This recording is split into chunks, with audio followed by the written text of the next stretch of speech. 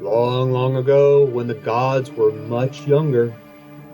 Worship me or die, or just die, I care not.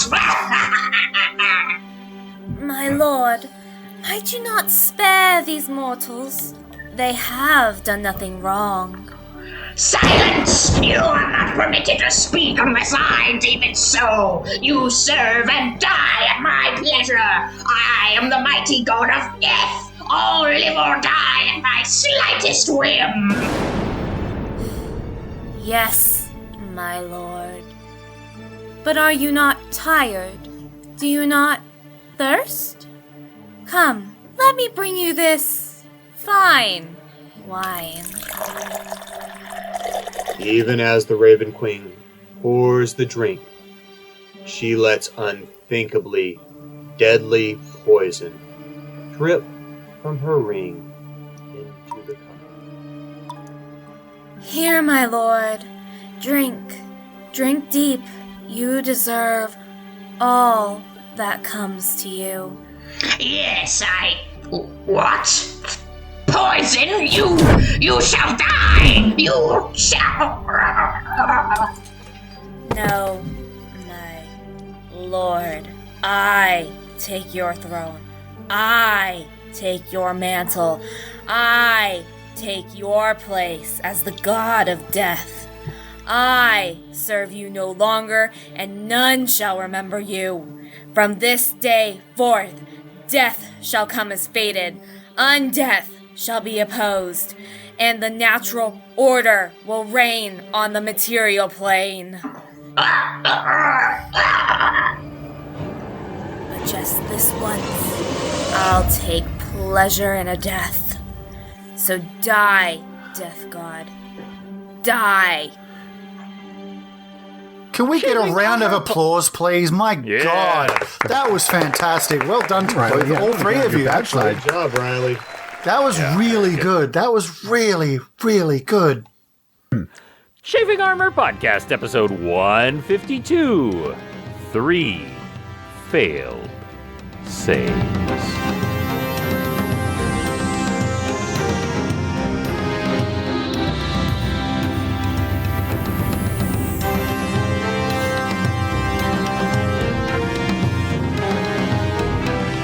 Welcome back to the Chafing Armor Podcast. I'm your host and irascible Dungeon Master, Michael Corley. With me tonight, the Raven Queen herself is Riley. Riley, tell us who you will be playing. Hi, I'm Riley, and I play Athora Greyfield, a tiefling fighter. And the dark god who was cast down and forgotten for all time, we have Izzy. Izzy, tell us who you will be playing. Hi, everybody. My name's Izzy, and my throat is currently destroyed, and I play Merezi Mugraw, half-orc barbarian, who also has a throat-destroying voice. We appreciate your sacrifice. And our wonderful narrator is Dare. Dare, tell us who you will be playing tonight. Howdy, y'all. I am Dare, and I am playing Tix Birchmanson, Paladin of Garl Glittergold.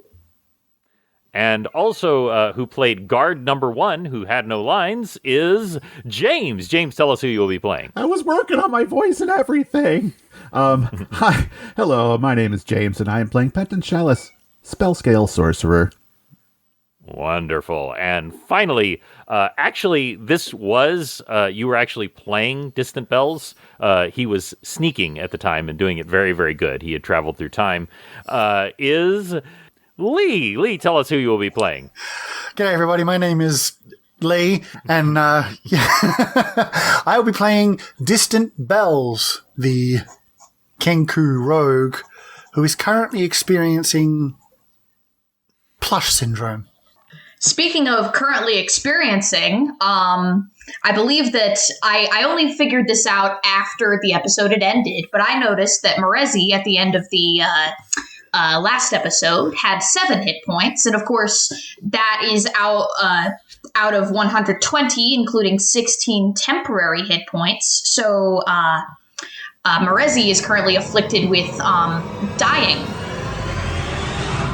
Well, that's what I was going to get to. So Merezi, in our last episode, You all killed a god. The god Bane tried to resurrect itself through the mortal child of the blacksmith and his wife, and through the incredible efforts, just an incredible team effort all around, from Athora taking the kids to safety, to Tix making a circle of protection, to Morezi going to town on a god with a halberd and a magic armband, and Distant Bells helping the mother give birth safely to the child, and Pentage showing up to help do the zippity zaps. Just really an amazing battle. But as Izzy correctly mentioned, she had been raging. And once that rage ended, she has now fallen into negative hit points. And as such, immediately after stabbing Bane and destroying his corporeal half, the top half, I might add, because the other half is currently in the astral plane getting all exploded, isn't it, Distant Bells? Indeed. Butts in space. You collapse to the ground, Morezi, and you begin to die. Now, I am going to need you to make a death saving throw. However, one quick question, Morezi. Yeah. Were you on fire? I don't think I was. I don't think you were, but I wanted to double check, because if you were on fire, that means you automatically fail one of your saving throws. So you do not fail your saving throw. Anyways, first death saving throw. 11. 11. I believe passes. That is a success. So you do need 3 in order to save. We are going to get to everyone else in just a second. But Morezi, as you collapse, now in the past, you have appeared before this delegation of gods in various forms. One time it was like a tea party, and one time you found yourself before the lizard god in an enormous size, leaning in over you saying, "Protect my interests," and so many other things that have happened over the course of this campaign. But now you are in a throne room. And I want you can think to yourself, there is the smell of childhood when you were young and it was freezing cold. Orcs are not overly affectionate, but they do sleep together for warmth. And you remember as a very small child being wrapped up in your mother's arms as the cold bit outside, and all around you was the smell of orc. And that is what you smell in this throne room. And at the end of the throne room is a slightly slumped over but just incredibly powerful form sitting at his dais, his one arm leaning against a spear. And even from this distance, you feel like that spear would cut right through your soul. And he looks up from under his shaggy mane of hair, grizzled gray, with his one eye. And you are staring right into the eye of Grumsh. Morezi falls to her knees. And he begins to stand up, and as he does, he takes his spear and he slams it into the ground, and the earth shakes, and you know that somewhere on the earth, an earthquake is rocking a village somewhere. And he begins to walk towards you, and he says, little orc, tell me, what is your name? Murah! Correct! And he slams on the spear one more time. And I'm going to cut back to the real world. Out in the real world, if you remember, Tix, you had been slammed very hard against a wall. Tried to heal only to find that you could not. That the augmentation that Destiny Seeker has done to you, your damaging spells have now been doubled for the rest of today. But you cannot heal. You cannot access that divine power from Garl Glittergold. And Morezi has fallen to the ground, and she is clearly dying. There's blood leaking from her nose. Her neck is at a strange angle. She is dying. What are y'all going to do? Well, I have the heal skill, and which is just will stabilize her, so I can attempt to do that. Okay. Does anyone else want to try to do anything? Not that you need to. I just want to check if anyone else. This is a very pivotal moment, shall we say? I could assist. You could certainly try to assist. Yeah. And in fact, I would like you, Penton, to make a roll right now to assist. Okay. Okay. And this is important, Penton, what you get. Oh, good. Okay.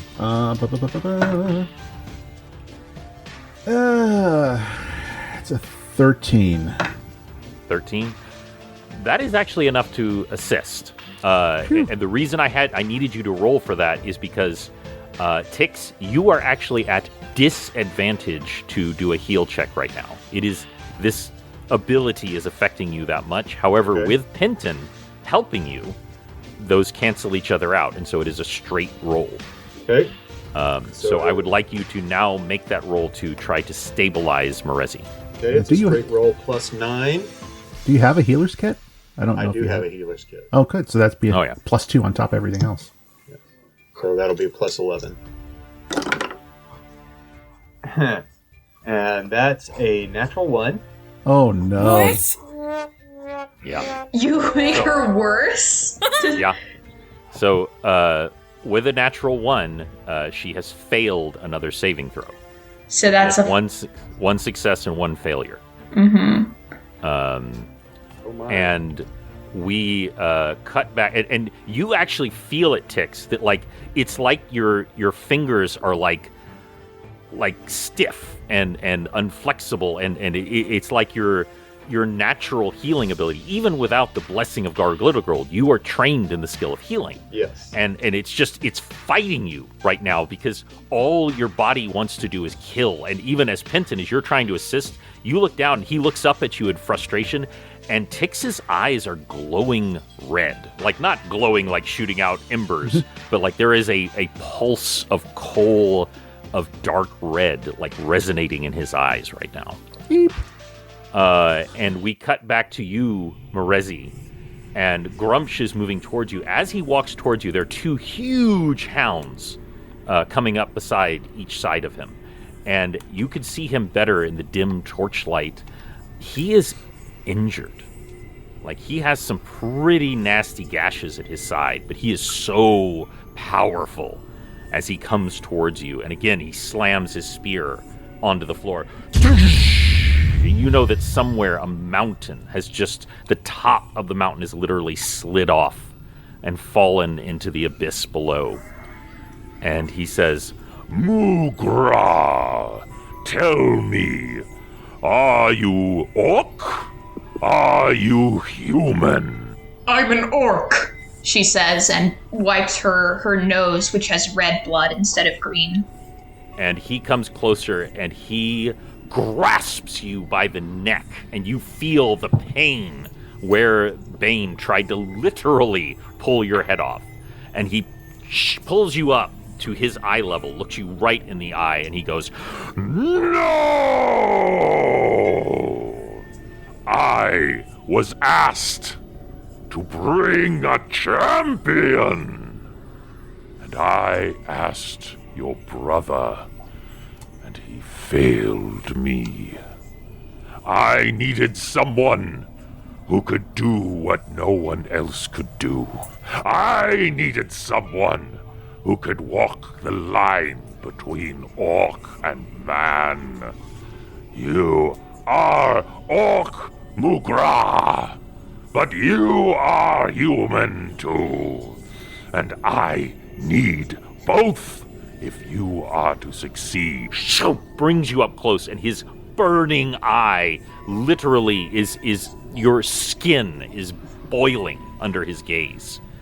And he says, Are you orc or are you human? I'm everything! And he slumps forward. And he pulls up his spear And this time he gently sets it down. And he looks at you, and you see just exhaustion on his face, as if perhaps he's been waging a war against a terrifying being for an uncounted centuries. And he says, I am one of the few beings that has injured Faluzare.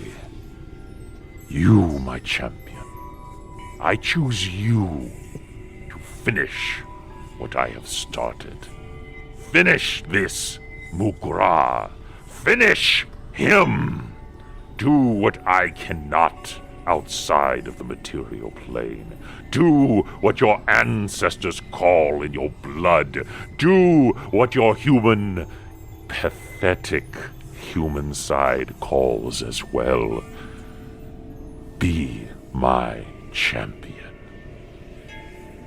Mugra! and that this is clearly a war cry that he's giving out, which is what your tribe does before battle. Morezi says it too. Mugra! And it resonates through, and he does it 3 more times. He calls out, Mugra! Mugra! Mugra! And you feel the power of your god. And you know that we have portrayed him somewhat fancifully, and that is an aspect of him as well, as many gods have multiple aspects. But what you are viewing now is the orc god of war.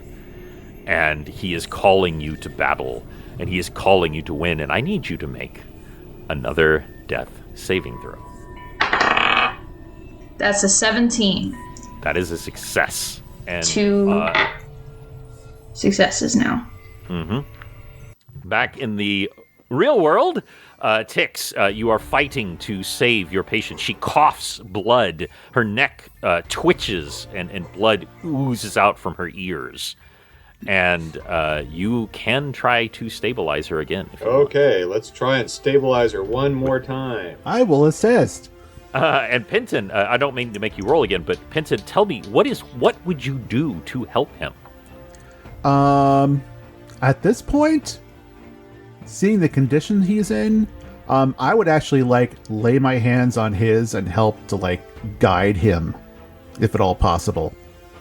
Just to help him steady his hands, if anything. Man, you two, it's like a beautiful couples pottery scene, but instead of a except bowl you're of the clay. ghost. I was about to make the ghost reference. I was like, are the Righteous Brothers playing right now? What's going on? Oh, my darling. Yes, it is beautiful. So, have you rolled yet, Tix? No, I was waiting for Okay. whether or not for this beautiful moment. Oh no, he doesn't need to roll. I just wanted to see the first time if he could assist. Right. So this time, Here we go. That is a 4, so that is a total of 13. that is a success. Barely, Really? but that is a success. So, with that, you actually stabilize Morezi and bring her back to 1 hit point. And on that last cheer, Morezi, he takes his spear and he slams it into the ground, and it blows you backwards. And there's a moment where you feel yourself flying back towards your body. You can see outside a massive battle going on, and there is just this, as the lightning strikes in the dense fog, you can see a massive skeletal dragon, and just countless hordes of the undead are swarming about his frame. And just for the briefest moment, you think he catches your eye. And that's when you back into your body, Morezi, and you are among the living. Oh, thank goodness. I killed a god. You sure did, buddy. Morezi, Don't move. Yeah. Your mother, Penton, goes, is there somewhere we can take this orc? I don't know if it's safe to move her right now. Her neck is all kinds of messed up. Mom, is there anything you can do? I don't know anything about you, obviously. So I'm asking if there's anything you can do to help, and we can talk about everything else later. She says, "You are my son, Fenton, and I am so very proud of you." And she leans forward and touches your neck, Merezi. And just as you have felt many times before, healing energy surges into your body. It is a very minor spell. Oh, but it is a maximum. You regain 6 hit points, Merezi, and go from 1 to 7, in which you are still in terrible shape, but you literally feel the ligaments that are torn in your neck, like knit back together. Your neck itself is not broken, but probably it's cracked. But it is now, you can now barely move your neck very painfully, Merezi, as you did nearly have it pulled off. That's all right. I've gone from being half dead to being approximately a first level wizard, so it's fine. Hey. Yeah, there's nothing worse than a first level wizard. You have more hit points than a first level wizard. That's true. That's true. True. Oof. They have what 4? Yeah. And you hear a pathetic whimper from the corner, and it is Thrackum, and he is cradling his injured, missing arm, his stump, but he is not whimpering about that. He is saying, "My wife, my child, do they live?" Bells pops back into existence from the astral plane, since Okay, I will accept that. he hadn't returned quite yet. No, you've figured out kind of how this works now. The last time you literally didn't know how it worked. Nope, I had to be told. But this time, you understand that you can pretty much effortlessly teleport in between the astral plane and the material plane. So yeah, he pops back in just in time to hear the question,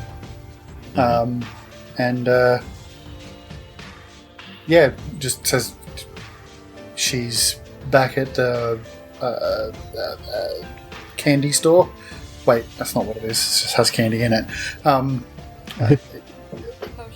Potion store. That's right. Thank you.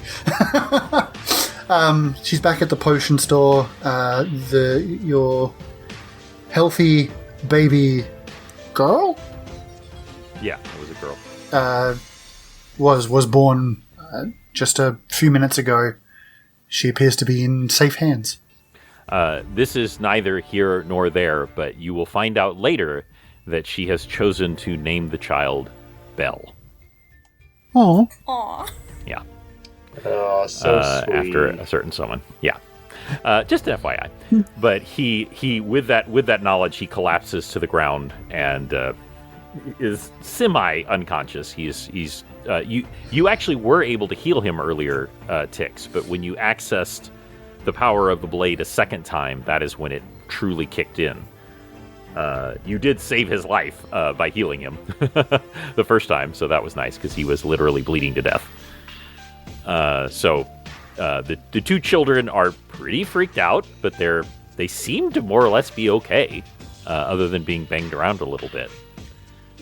We should reunite the family as quickly as possible. Yeah, we should get out of this building right now, I think, would be good. Yeah. It's a little messed up. Yeah, it's kind of wrecked. Yeah. Like you actually don't know if the house could be saved or not. I mean, And at this moment, Osfala God pops exploded up. it. That's right. Yeah, she goes, okay, so I have that message. Oh my God! Anyway, let's skip forward a little bit.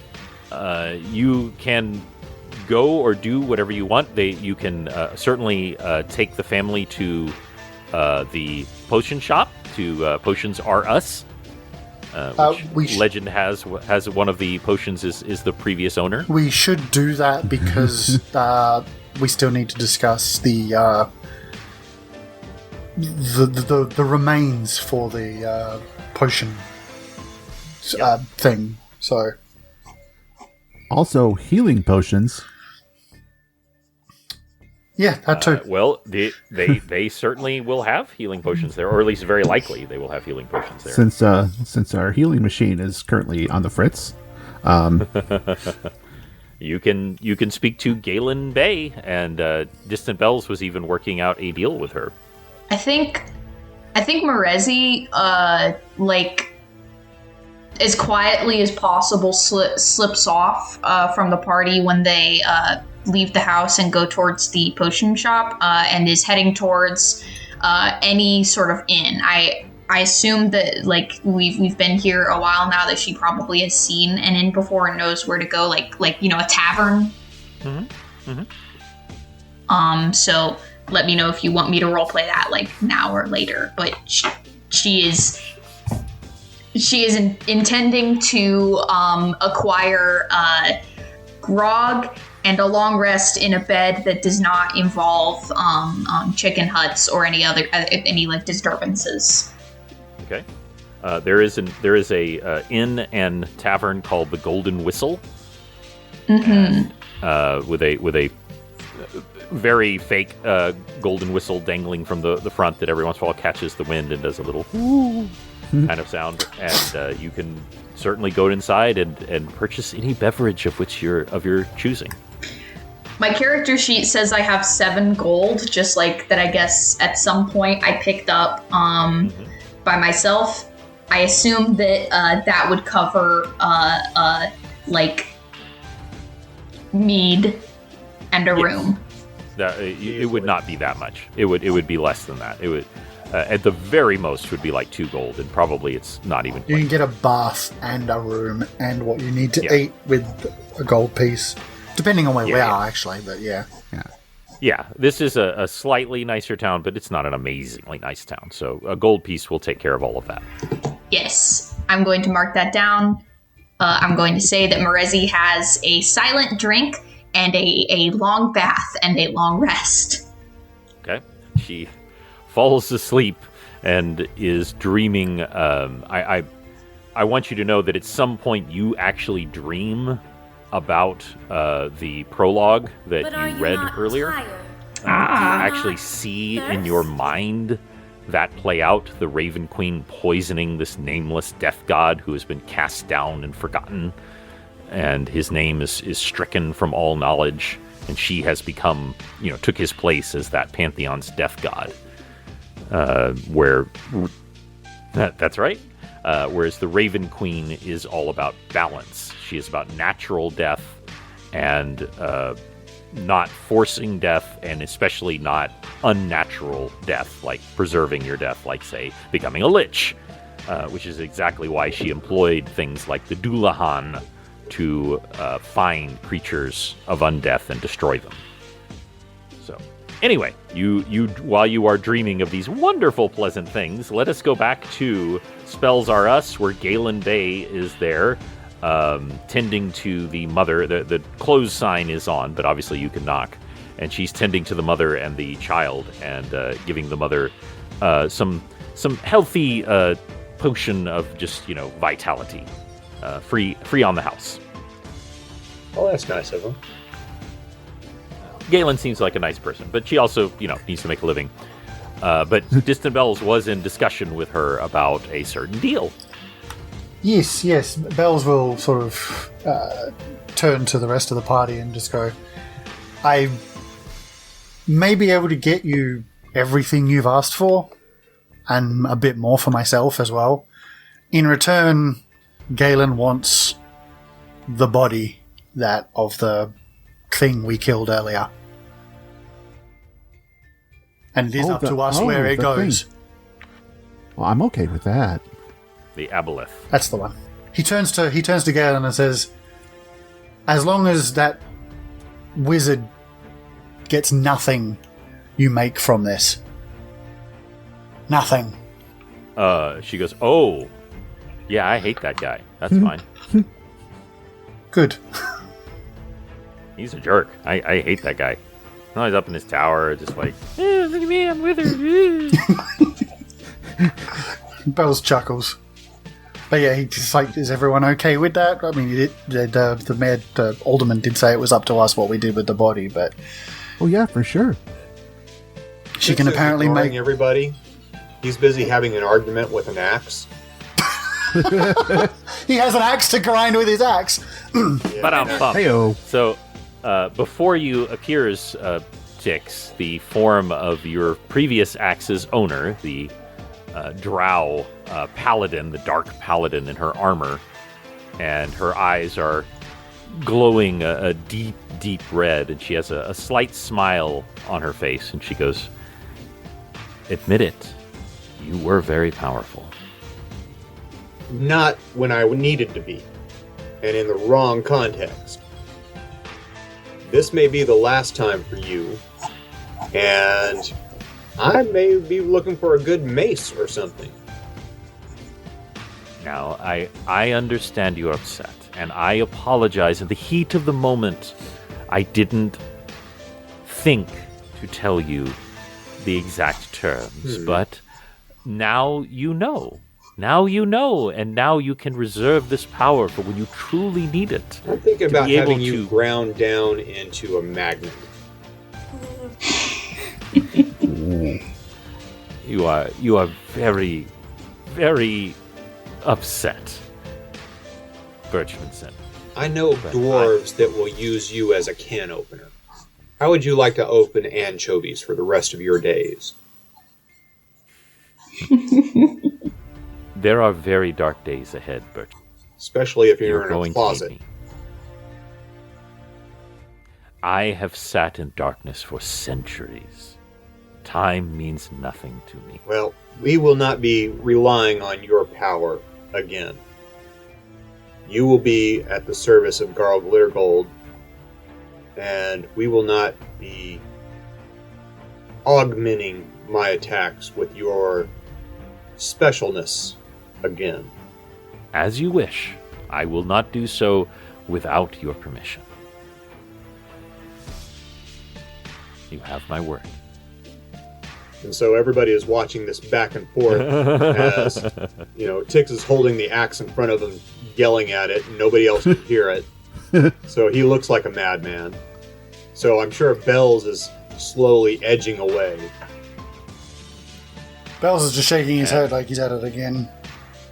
And his eyes are still like a deep red. So, yeah. Bells sends word to the alderman that Galen has full and unrestricted access to the Aboleth. And immediately she goes to work. She actually has like a stone of sending where she is going to contract out several men to help her strip the parts, particularly the eyes and a few other things that are especially useful. Well, I have the eyes, so I already gave them to her. Yes, I'm sorry, that you are correct. But there are several parts that are extremely useful, especially if she can skin. The skin can be extremely useful, and certain of the organs and the viscous fluids are quite useful for making potions. Lovely. But she actually can't reach the three men she's trying to contact, so she's going to go ahead and get started soon. But she says, I believe that I have some potions of water breathing for you. Yay! That'll be handy. Thank you. And she pulls out 4 bottles of water breathing, each valued at 750 gold. Puts them in and she actually packages them up in this cute little package, ties it in like little, like butcher paper and string, and they're like packed in with like little wood shavings to protect them. She's on autopilot at this point. Like, this is just her regular routine. She's just not even thinking about it. It's just happening. Exactly. And she, each bottle, by the way, here is not a bottle. It's actually more like a vial, because it's specifically meant to be taken in a quick dose during combat. So this is specially formulated, as you might say. One shot of water breathing potion. Fast acting. That's right. So, where is there anything else you want to do right now when you're here? And where would y'all like to sleep tonight? You certainly can, find an inn if you want, or you can go back to Bells. If the inn of the Golden Whistle is the closest inn, then Tix would follow to the closest inn and rent a room and commune with Garl Glittergold. I would like you to make a quick divinity check, and I would like you to do it at disadvantage. Oh, fun. That is an 8 and a 10. 8 and a 10. So with that roll, it's simply that you gain no insight from what happened today, but you are able to, after a full rest, when you wake up in the morning, you find that your connection to Garl Glittergold has been completely restored. Not that it was gone before, because your damaging spells still come from him as well, but it had been partially blocked, as you might say. But when you wake in the morning, you do find that. But just as the morning is awakening you, that's when you hear something, Penton. Oh well, I wasn't ready for morning yet, but yeah, neither was I. No. Let's go with y'all stuff. I don't want to skip ahead. Okay, I'm not. Go for it. Go for it. Because I'm not entirely sure that Penton is going to sleep tonight because he is going to have an extremely long conversation with his missing mother. Well, y'all can certainly sit at the in the inn if you want and chat. Yes, please. I mean, I don't want to necessarily roleplay this entire entire thing, but at least maybe we can start and then maybe give like a summation of what she has to say to justify herself, maybe. But we'll see how it goes. So yeah, let's guide her to like a table in the tavern, and. So you've been gone a lot. Mm-hmm. Where? What? Just what? What? Well, Penton, I had some business to take care of, and I'm sorry that I was gone so long. I lost track of time. Well, that's a lot of time to lose track of. Where have you been? Well, I have been mostly in the mountains to the northeast. I forget what they're called. They have the most lovely thunderstorms. You simply must visit. Sure. I'll put that on my bucket list. So you were just hanging out in the mountains. Well, this and that. I had some business to attend to. I had some friends to check in with, a council meeting to go to. It was just several things that got in the way, and I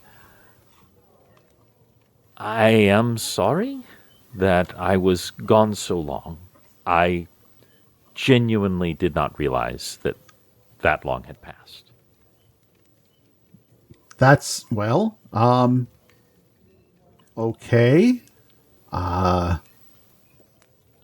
mean, we did okay, with your sudden disappearance. I mean, eventually. And how is your father? I asked earlier, but I just want to check. He's run down. He's basically retired at this point. Onelia, your oldest daughter, you remember her, right? She's kind of taken over the business. Duell is often married, and the rest of the girls are helping out with the farm, taking care of things. It's a whole like business now. It's not just farm life. It's selling goat soap and just all kinds of other stuff. And we've been thriving, honestly. So there's nothing to worry about there. Yeah, we just, we got on without you, I guess. I mean, Dad didn't really seem too surprised that you left for some reason. I don't know why. Maybe he knew something we didn't, parents are. But I mean, the rest of us, we were kids. What were we going to do? So we did what we needed to do, and Dad took care of us, and we took care of each other, and here we are. And I went off on my own, and I'm doing this, and apparently now I'm helping to try and save the world And from destruction. very proud of you. I'm very proud of you, Penton. You seem awfully flippant about all this. Penton, I feel like I should tell you. And she reaches out and she puts her hand over your hand. And she says, "You're not like the other children." Oh, shit. I hadn't noticed. And there's the moment when the rest of the bar just goes a little quiet as this just impossibly beautiful woman with raven hair and this spell scale sorcerer with wings out of his back. And that line comes out, and everyone just the conversation just kind of for a moment You just hear as it wop, hits. wop, wop, wop. And she actually gestures, and you sense a word of power come from her, and the rest of the inn kind of muffles, and you realize she's done some kind of silence spell, like a little dome around you. And she leans forward and she goes, "Penton, I am not human." Well, that seems increasingly evident. If I had to wager a guess, considering my self, a dragon in disguise. Well, you should take it as a wonderful compliment that your father is so very charming that I just wanted to live a simple life for a while. But the blood of the dragon calls. And I had to away. And I didn't intend to be gone as long as I was. But once I had shed my mortal form, it was like a dream, a good dream, a wonderful dream, but it was like a dream to me. And I lost myself in the comings and goings of being a dragon. And I am sorry if that hurt you. Well, I mean, that explains a lot. A lot.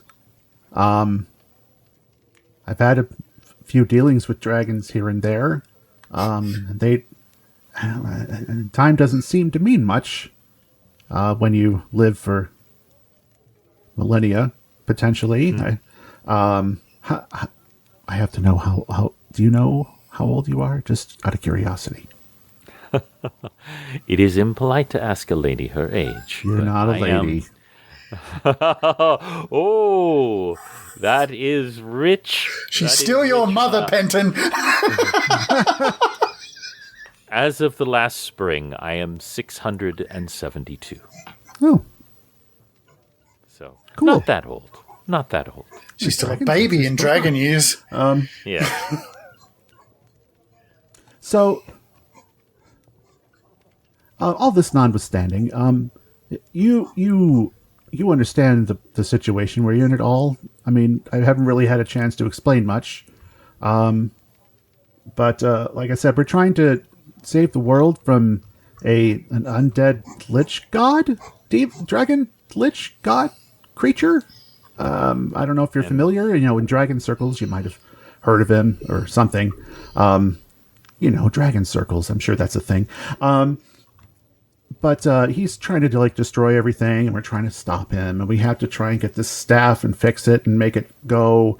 But it's hard because we have a giant illithid kraken that's going to destroy everything in the coast, and things are getting weird. And I hate to impose. But, do you have any advice or something you can help out with or something? We're Magic items. We're looking for any help at all. Well, first of all, when you describe the adversary, her countenance darkens, and she says, "I do know of who you speak. He is one of the most dangerous of the dragon pantheon." Oh, I get it. And is not to be trifled with. And I have sensed the power around his name for some time now. I cannot actually speak it out loud for some reason. Do you want to know it? I know who he is very, very well. I know him and I know his siblings very, very well.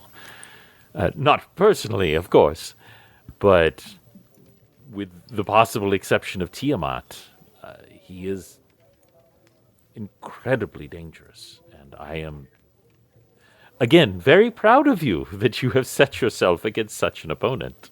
Well, I'm definitely not alone in this. By the way, in case you're curious, Tiamat absolutely hates this dude too. Fascinating. But yeah, this is all very strange. Well, I tell you what. Yes? I tell you what. Let's take it easy for tonight, and why don't I come with you for at least a while and see if there's some assistance that I can give as a way of saying I'm sorry. Procure the assistance of an adult blue dragon. Yes, that would be great. And we can talk and we can figure things out and kind of learn each other a little bit. That sounds delightful. And on the way, perhaps save the world. just on the off chance. It's fine. Don't worry about it. Save the world. And Elfaxia has joined the party. But before we get to you, Distant Bells, I want to address Athora. Athora, your cat walks up to you with its tabby stripings, with almost a fork in the forehead, and its emerald green and emerald blue eye, and says, "Meow." Hi. Hey there. Can I have some fish? Sure. By the way, she is speaking in your head. She is not like literally opening her mouth and speaking. It is like a form of telepathy. And she says that would be great because I'm starving. What kind of fish you feeling? And you're talking to me. You noticed. Well, you did a fantastic job in retrieving the other half of the rapier. And that is going to be very important. You know that you're a lot more powerful now, right? Yeah, I noticed a little bit. Some things are new. That blade is going to serve you well as long as you don't try to assemble it. Bad things will happen if you do. Got it. Wonderful. I'm sorry. Meow. And with that, the two children, Ash and Johanna, come up to you, Athora, and they say, "Thank you for saving us." Of course. Mom says that she's going to name the daughter Belle, our new sister Belle. That's so and sweet. she's a tiefling. She's a tiefling too. That's wonderful. Do you know if that monster that was eating tieflings is he going to come back? No, he won't come back. You all are completely safe right now. And that is quite true, because even though he came back several times, y'all finally completely killed him, and he is super dead. So that is absolutely true, and they can sense the sincerity in your words. And Johanna, the eldest, comes forward. It was Ash who had been kidnapped, you had saved. Johanna come forward and she says, Are you going to win? Of course. Do you really doubt me? I thought I showed you how cool my moves were. You did. And the people who saw it that day with your natural 20 will remember it forevermore. And they both give out a spontaneous cheer at that and crowd around you. And that's when you feel the sharp scratch at your ankle as Katra reminds you to get some fish. Well, and we will now cut to Distant Bells. What was it that you would like to do? Okay, first things first, Bells will hand over the list of potions to I keep forgetting her name. Galen. Galen, yes. Galen Bay. Yeah, sorry, I just had to do a quick thing in my head. We'll hand over the list of potions to Galen and just say as many of these as you can possibly handle in the next 24 to 48 hours would be amazing, please. And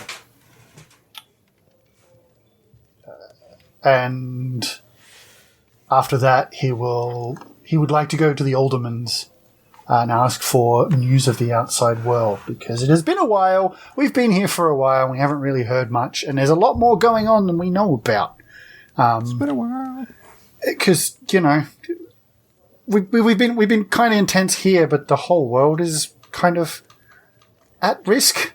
It'd be nice to know, the goings on at, say, Marsgate or I was gonna say Zental Keep, but it's not there anymore. So, the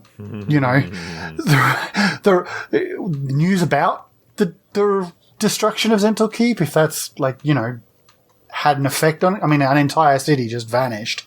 And not that long ago, so has the news reached the world?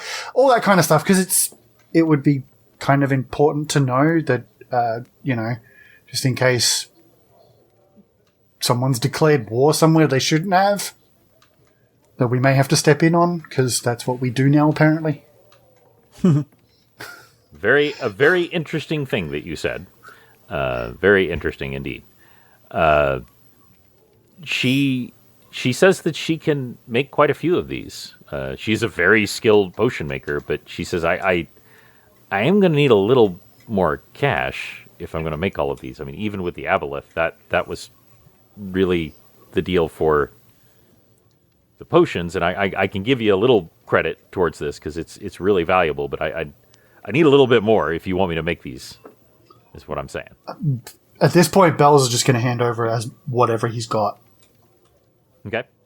Which you have quite a lot, because y'all have found quite a few platinum in recent days. It's more important he has these resources than cash. He'll keep some just for discretionary spending because it's important, but no, the vast majority he's going to, whatever this is going to get me, which I think is something like, what have I got here?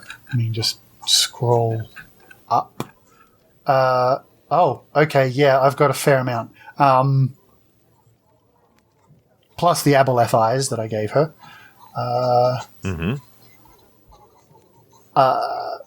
5 platinum pieces, 150 gold, and all my silver and copper. Which is that will do it. Which is 165 copper and 22 silver. Yeah, that will absolutely do it. So she says, I'll get right to work and I'll gift wrap these for you. As soon as I can get a hold of these lugabouts so that I can strip down the aboleth, I'll be able to help you with some of those things as well. But she's very practical, but very nice. She did help out with the pregnancy and everything. And she's happy to help. He also kind of leans over and goes, how much candy did Pet eat? Do you want... so much. This bowl over here was full. I think she ate her body weight. I don't know. I mean, I'm a halfling, and I can't put that away. I don't even... she's not going to be okay tonight. You might want to talk to her mother. Bal sort of gravely nods and just kind of pushes over the rest of his gold. Yeah. And I'm sure it's neither here nor there, but you do not eat currently, obviously. No. That leaves me with exactly 1 platinum piece. But that will take care of it. She's going to get right to work on those, and she goes back. She leaves the door closed because she can't open the shop and potion craft at the same time, and she gets to work. And then off to the alderman. Okay. What is it that you want to do with? Oh, yeah. Well, to see Petnak and talk to her and talk to her mother, and also news of the outside world that's happened over the last month or so that we've been here. Yes. So before y'all we go to the morning. Dun, dun, dun, dun, dun, dun, dun, you have all leveled up. Yay! You are all now level 10. And I would like to go through everybody and tell me what your level up means. Let's start with Mr. Zappy Zap. Let's start with Penton. Okay. After your reunion with your mother. What does this level up mean? Let's see. Not a whole heck of a lot. Added a few more paltry hit points. Let's see. Oh yes. His flight skill has upgraded a little bit. He can kind of like not full on fly. I mean he can kind of fly for like a couple of rounds at a time, but then has to rest in between or he starts getting exhausted. So he's basically like learning to fly at this point. So he's not just gliding, he's like in the like toddler stage, I guess you could say, of flying. And he has acquired his first 5th level spell, which is to be disclosed at a later time. All right, that's perfectly fair. Keep the mystery. And let's move on to Distant Bells. Well, no, actually, let's hold off on yours for a little bit, Distant Bells. Mm-hmm. Just a little bit. Yep. Let's skip on forward to Athora. What does leveling up mean for level 10 for Athora? Well, my hit points have finally reached 120. Yippee! Mm-hmm. And I took the feat combat. How do you say that word again? I'm completely brain dead. Combat reflexes? Combat reflexes? Yes, thank you. I wrote it weird. Reflexes, which means I get, if an enemy chooses to disengage combat with me, I get 6+ attacks on him of that opportunity. Wow. That is hardcore. Yeah. Anybody that gives her a attack of opportunity, she gets 6 attacks. That's nuts. So that's something that y'all could possibly exploit if you were able to force an opportunity retreat by, say, like a fear or something like that, or similar. What is honor? Honor is getting smacked 6 times with a sword. Exactly. The sword is called honor. That's right. So let's move to Morezi. What does it mean for Morezi to go to level 10? As a 9th level barbarian and 1st level ranger, so I took another barbarian level. She has +3 to armor class against traps now. And her base attack bonus increased, and her total hit points are 116. 116, so nearly up to Athora. Very, very mighty indeed, and her rage is impressive already. So she is taken the path of the barbarian while still keeping with the ranger. And speaking of a split class, we have Dare. What is happening with Tix? Tix Birchmanson, in order to stay faithful to Garl Glitter Gold and quell the dark forces of Destiny Seeker, has taken another level in Paladin. And so he's a 3rd level Paladin now, and has gained 2 innate feats, Aura of Courage that he is immune to fear, and all his allies around him gain a +4 will to saving throw saves for all allies. And Divine Health, immune to all diseases, and 100 hit points. Think of that. The simple cleric from the beginning now at 100 hit points. That is impressive. Yeah, it is. And we're going to get to. Well, we can go ahead and trying to think the best way to do this. Oh boy. I mean, we can delay one of them like Penton did with his spell to be disclosed at a later date. Yeah, we can. So go ahead and talk about the other things to do with your leveling up. All right. Bells has gained some hit points, and he is now a lot more reflexive, and more dexterous. So tough luck ticks. He can do a lot more damage now with his sneak attacks, and he can now speak. I actually didn't put this on my sheet because I completely forgot about it, but he can actually speak an extra language now. Oh, what language did you speak? Well, it's okay if you don't have it in front of you. It's giant. Picked it up from hanging out with those giants, and your mimicry Yes. helped you pick He it up. can now speak giant, or understand giant more than anything, because, speaking isn't a thing. But yeah, he can now understand and comprehend giant. And yeah, there's a couple of other things, but we will have to wait a short period of time before those can be revealed. Oh, please tell me you took a level in Jester. No. I honestly, I looked and I did think, because there is an SRD out there for doing that, but nothing really fit, because I'd need to be a bard, and who wants to be a bard? I asked on Twitter once, what would you, if you were a dragon, what class would you eat first to ensure victory? And someone said, always the bard. Always the bard. Because they're gonna do crazy stuff that you can't predict. Just to stop them from hitting on you for a start. That too, trying to seduce you or dumb crap like that. Plus, they're probably the tastiest. That is beautiful, and we'll get to the other element that you have chosen in a little bit. But as day breaks, and thank you all so much for doing that. I again, as I always say, I never want to railroad y'all. I want you to take your own paths and have these wonderful character moments, which were all great. As Merezi, as you're waking up, your neck is freaking killing you, but y'all have healed from the night before, as D&D works.